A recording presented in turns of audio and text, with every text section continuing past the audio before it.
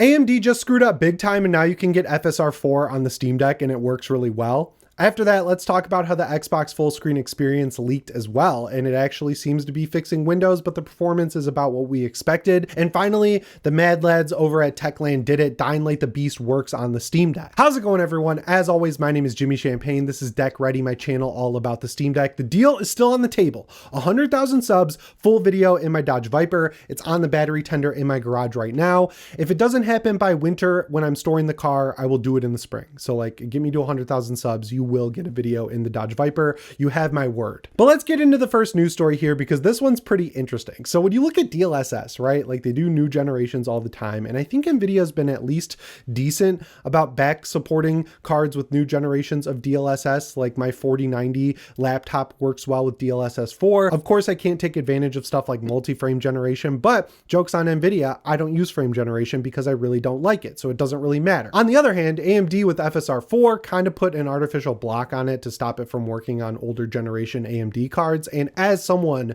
who has a 9070 XT, I vastly prefer the way NVIDIA kind of titles their cards. Like, you know, the generation based on the first number, like the 4090 is the last generation, the 5090 is the current generation. It's easy to follow. AMD's got like the 7900 XT GRE or whatever. They've got the 9070 XT. They've got the 9060 XT. I don't know what's going on over there. I just know that, you know, RDNA 4, I want to say, works with FSR 4, and they have not allowed it on RDNA 2 or 3. The Steam Deck has not been able to take advantage of it because it's RDNA 2. But some hackers were able to get their hands on, I guess, the source code for FSR 4, and it does shockingly work on RDNA 3 and RDNA 2 chips. So someone went through the trouble to build it into Decky Frame Gen, so you can use it without generating AI frames and just use regular old FSR 4, and it works pretty well. Now, it's not amazing. It's not as like performant as something like FSR 3 in the sense that it does give you a little bit of a performance hit, but a lot of people have gone through the work of testing this out on the Steam Deck with a wide array of games. I'm pretty sure Spider-Man was one of them, 2018 with the remastered edition. I saw that Steam Deck HQ tried it out with Dying Light the Beast, and in the vast majority of games that have been tested with it, the performance difference between FSR 3 or FSR 2 and FSR 4 is like 1 or 2 FPS. So if you're running a game at like 50 FPS and you're locking it at 45, you're not really going to see that much of a difference. And the real win here is that FSR 4 performance mode is basically on par with DLSS 3's performance mode. Like, you're still going to see the blurriness, you're still going to see the rough edges and the shimmering, but it's dramatically better than what we've had with FSR 3. And I like to see that AMD is kind of touching the clouds when it comes to how much they give you for, you know, open source stuff like FSR that'll work on an NVIDIA chip, an Intel card, or an AMD chip, whereas DLSS, which definitely is better, like, let's just be honest here, it only works on NVIDIA cards, and they do split it up between generations. The unfortunate thing is it's not really like a drag and drop solution. Like, once you have it activated, you have to go through a couple of steps and map one of your back buttons to one of the keys. I think it's like print screen or insert. And then once you push that, a big menu pops up and then you can turn on FSR 4. But it's not that big of a deal if you have a Steam Deck and you've done things like install the Heroic launcher or gotten Proton GE.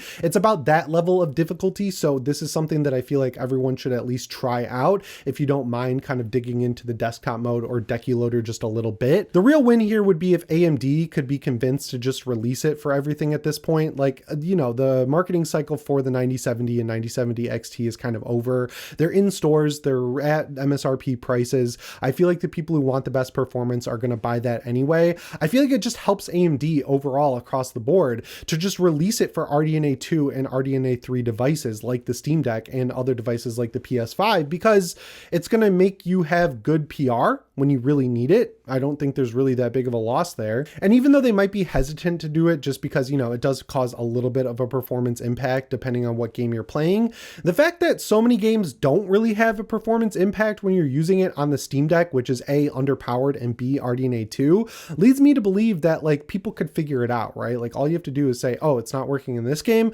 I'll just jump back to FSR 3 or XeSS and call it a day. Like, we're PC gamers. We tinker with our stuff. We upgrade the SSD in our Steam Deck and change out the buttons and the back plates and everything. I think we can handle being able to tell whether or not FSR 4 is a better experience than FSR 3 on the Steam Deck. I'm going to give us that much mental credit. I think our IQs are high enough to achieve that at least. Another PR win would obviously be that DLSS basically runs laps around FSR every generation except this one. Like DLSS 4 is better for sure, but FSR 4 is the first one where I don't feel like I'm losing out by using it. I've been using it in Borderlands 4 on my Bazite PC, and despite the performance issues, like my 9070 XT was doing great in the first like few hours of the game. Now, no matter what I do, I can't get it to hold a rock solid 60 FPS, setting it to low 1080p. It doesn't matter. So I've just locked it with the frame limiter to 40 FPS for the time being, and it's largely fine. But with those technical issues aside, AMD's FSR 4 looks amazing. Like I dropped it to performance mode when I was testing how to get it to 60 FPS. And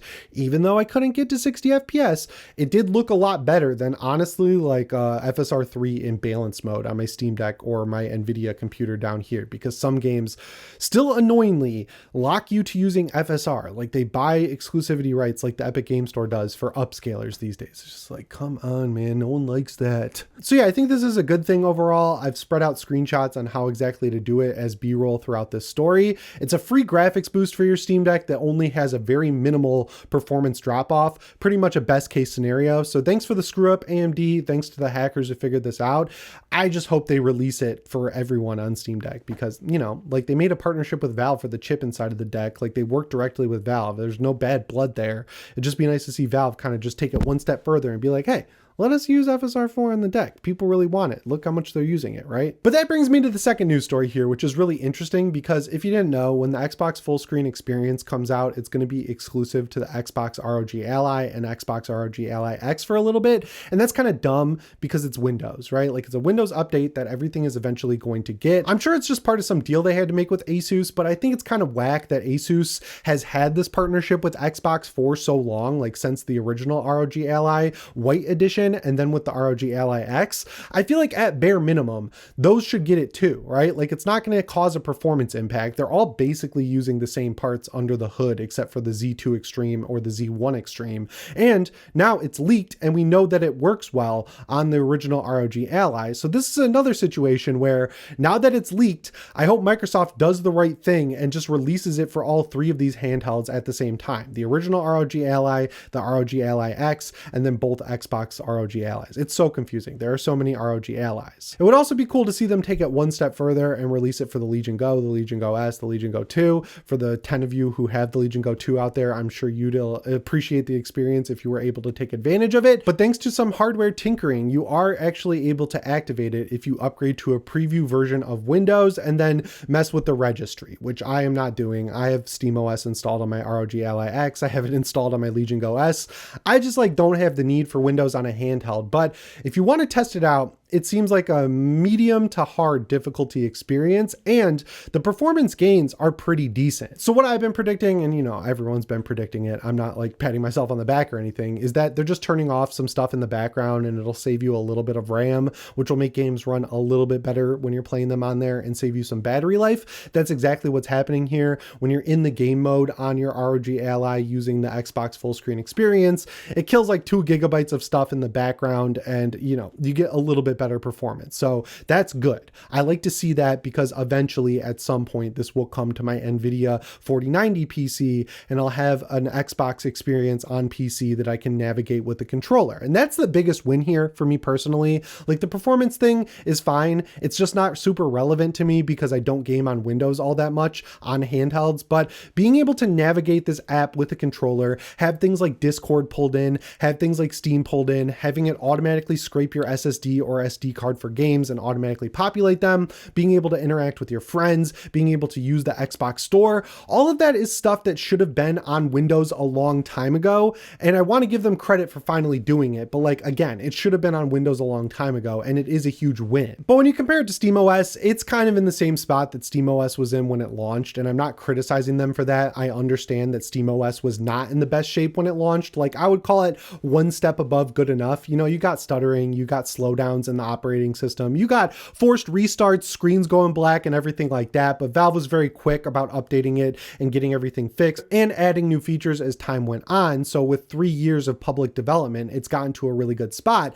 I just feel like you're Microsoft. You have infinite money. You've got the entire Xbox team. You've got the entire Windows team. Just give them money to make it as good as SteamOS, because the second that it is on par, that's what's going to light a fire under Valve's ass to continue to make SteamOS better and better. Now that they have a direct competitor with Microsoft, who does seem like they're doing a good job for how fast they were able to throw this all together and release it into the wild before the device that's officially using it comes out, you know, like give them a reason to just continue making SteamOS better. I love it. I love these updates that keep happening as 1-2 punches where Xbox does something cool and then Valve does something cool. It's just like a win for everyone. No matter what device you're on, you're just going to continue to get a better experience as time goes on. And it's all thanks to competition. So that's why competition is really good. And you know, you do have to edit the registry keys of the Windows Store to get it all installed right now, but I'm assuming that, you know, by next week or the week after, they'll figure out a much easier way to like download it and install it from the cloud without even activating Windows. So I'm just going to wait this one out. I have seen great performance from these Z1 Extreme devices when they're using Windows. It doesn't look like it's on par with what the Steam Deck can do or devices using SteamOS like the Legion Go S, but it's getting closer, and that's good because there are a lot of people out there who bought Legion Go's, who bought Legion Go S's, who bought ROG Allies and ROG Ally X's, and I don't want to see them have a bad experience. Like, they're not going to switch over to the Steam Deck because they had a bad experience on any of those devices. They're just going to move on from handheld PC gaming altogether, because once you have that experience, you start grouping them all together and you're like, this is just too annoying and difficult to work with. So overall, pretty cool that it leaked. I hope they release it on other devices sooner than they were planning, because everyone who has a Windows gaming handheld should be able to access this day one. I don't think that's a way out there sort of expectation or request from me. And finally, that brings me to the third news story here, which is ironically the one I'm most excited to talk about, but I don't think most people are going to watch. So if you're still here, I really appreciate you. Dying Light the Beast, against all odds, works well on the Steam Deck. So I was fortunate enough to get a review key. It did activate when the game came out, so I only have a couple of hours or so put into the game, but my experience so far has been really good. So if you didn't see, they got this game verified at launch on the Steam Deck, which, you know, means nothing, but they put more work in than other developers because they tweeted out that the game is fully optimized to run well on the Steam Deck, and they were not lying. So right out of the gate, it has a Steam Deck graphics preset that's like a mix of mostly low settings, like, let's be real, but the game looks really good. And the one weird thing is it has frame generation turned on by default. I tried it out with that. It was getting around 55 to 60 FPS, but the input lag was just too much. The wonkiness was just too much. So I turned it off, crossed my fingers, and it's basically a lock 30 FPS. Very early on in the campaign, once you get into the open world, you have to fight a Chimera boss, which is just like a boss zombie, and it has a lot of particle effects going on.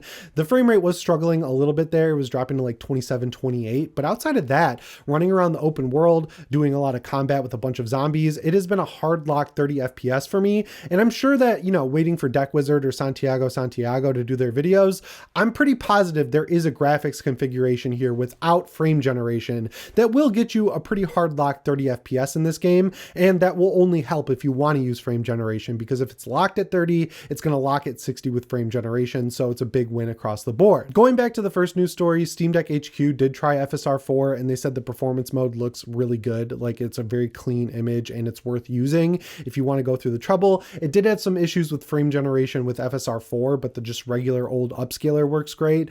I'm really glad because, you know, they held on to this game. They delayed it a lot of times, and then the review keys didn't activate for people until like 2 days before the game came out. So I was like biting my nails a little bit, being like, oh, is this going to be a performance disaster? But now that it's out, it turns out it's in pretty good shape. Of course, as the game goes on, the performance could start to break down, but as someone who's extensively played Dying Light 1 and Dying Light 2, I don't think that's going to happen. Like, they were pretty performant throughout the entire thing, and it's just cool to have a game where, you know, the main character is just like a ripped, badass dude who's got a bunch of one-liners. You're beating the absolute shit out of zombies with your bare fists for the entire intro. When you're swinging hammers and stuff, the impact impact sounds are great. The zombies are super detailed. The blood and guts and gore is exactly what I want to see. Overall, it's just exactly what I wanted from Dying Light the Beast, and I'm so glad it works on the Steam Deck because I've been playing the first game on the Steam Deck and I've been having a great experience.